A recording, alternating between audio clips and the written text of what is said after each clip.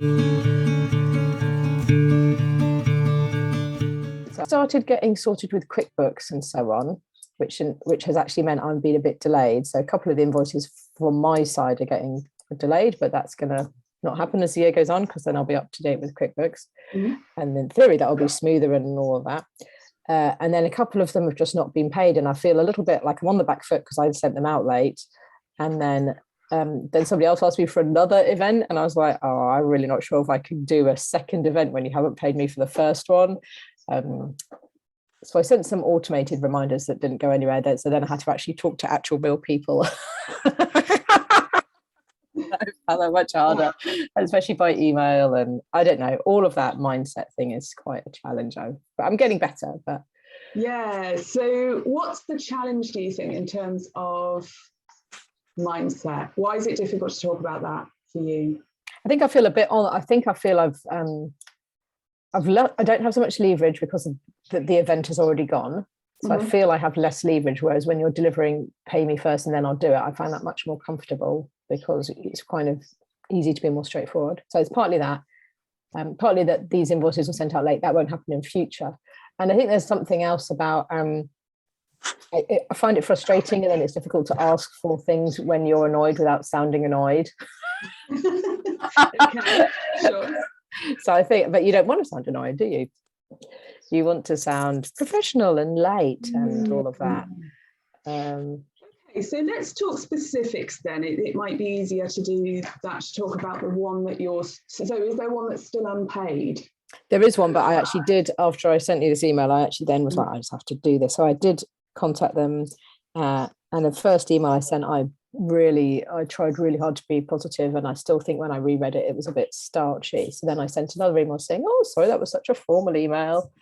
And then in the end, they said, oh, very sorry, there's been an admin glitch at our end, and they've been very apologetic. So that's been good.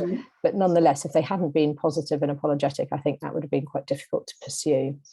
And it's partly about the role you're in, right? So you're in one role when you're being friendly and delivering the product, but then it's almost like you put another hat on when you chase up the money. So unless you're a big organization, when you literally have two people, that would be the easiest, right? You have a finance person and you hand it over to them and they do all this legwork. But when it's just you feel like you have to switch hats.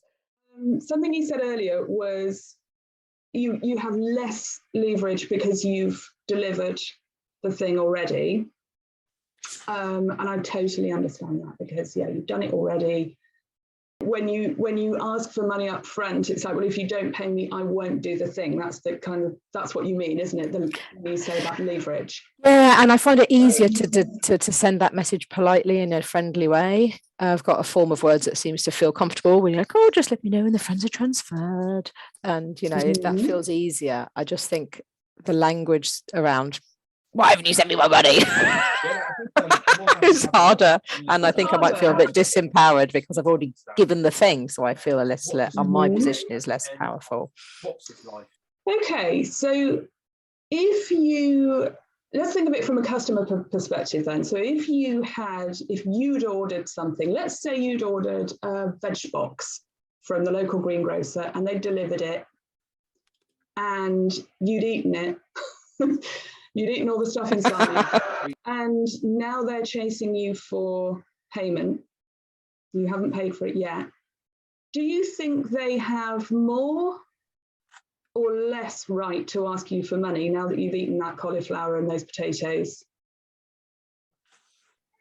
That's a good point, actually. Yes, they probably do have more right, don't they?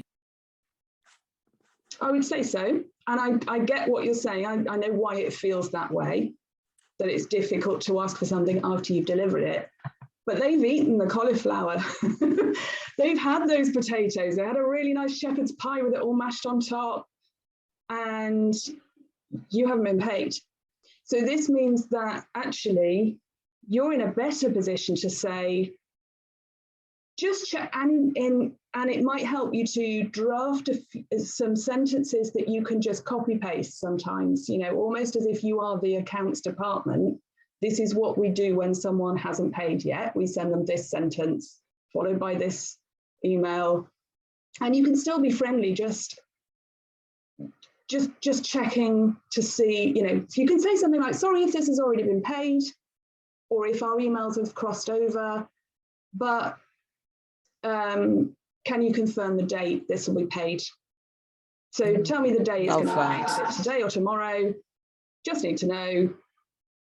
And if they don't respond to that, I would try and get a conversation on the phone with somebody, because you can't smile in an email. You can send a smiley face. You can't really smile in an email. It's very difficult sometimes. And I don't know about you, but you can have those kind of situations where you word something and you rewrite it and you rewrite it and you still think, oh God, was that stroppy? Was that, am I going to put them off next time?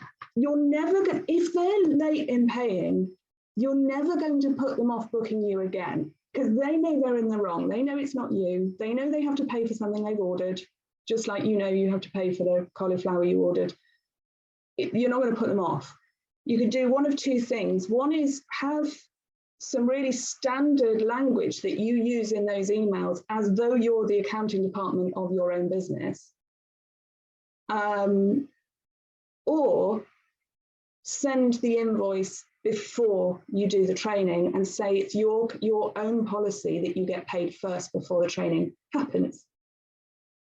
Because it's up to you to choose what your policies are. It's up to you to choose when you get paid.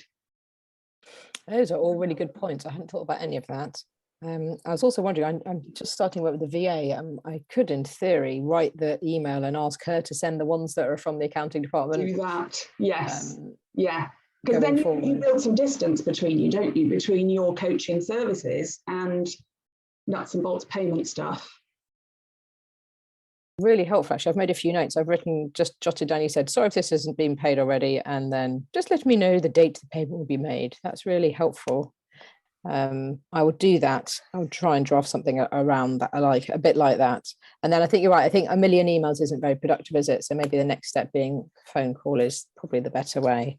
Yeah, people don't always see emails, and you could, if it is an email, you could say, oh, sorry, you may not have seen the last email, just to let you know, this is now 7 days overdue, 14 days overdue, whatever. Can you let me know when it's going to be paid? It's taking the emotion out of it, because if you were working for a business, they would just want to know, when's that going to be paid, because it's overdue. Yeah. It's not emotional, it's just... Yeah. It feels emotional because the business is running through you, because you're the one delivering. Yeah, that's all really helpful. Okay, I've made a few rough notes, so when this workshop's finished, I might try and draft a few bits and then set them up. Yeah, with my VA. It'll probably be a couple of weeks, but yeah, that's really helpful. Thank you. Gosh, welcome. Amazing. Thank you. My brain is slightly exploding, but in a good way. So that's good. All new thinking. I really appreciate your help. Get paid. Get paid. Very good. Thanks, Marie. You're welcome, Katia. Good luck. Thank you. I'll be here in the background listening in to everyone else's words of wisdom.